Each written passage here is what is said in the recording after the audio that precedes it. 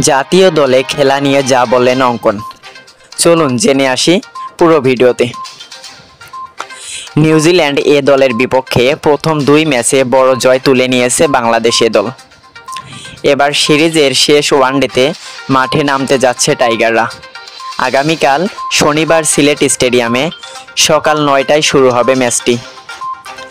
শেষ ম্যাচে মাঠে নামার আগে আজ শুক্রবার এ দলের ক্রিকেটার মাহিদুল ইসলাম অঙ্কন বলেন, অবশ্যই মানসিকভাবে আত্মবিশ্বাসী করে তোলে, কারণ উইকেট পড়ে যাওয়ার পরে আমাদের একটা পার্টনারশিপ প্রয়োজন ছিল দলের।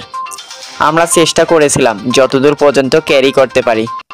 গত ম্যাচের সেঞ্চুরিয়ান নুরুল হাসান সোহানের প্রশংসা করে অঙ্কন বলেন, সোহান ভাই অনেক ভালো ব্যাটিং করেছে। অবশ্যই আমি উপভোগ করেছি, আশা করি এমন আরও অনেক বেশি করতে পারবো ইনশাআল্লাহ। জাতীয় দলে খেলা নিয়ে খুব বেশি তাড়াহুড়া করছেন না অঙ্কন।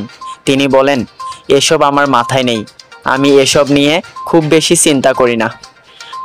আমরা যে কাজ করি এভাবেই কাজ করার আগ্রহ আমার। আমি চাই যাতে আমি আরও বেশি কাজ করতে পারি, তাড়াতাড়ি অনেক ভালো কিছু করতে পারি, সেটাই আমার লক্ষ্য।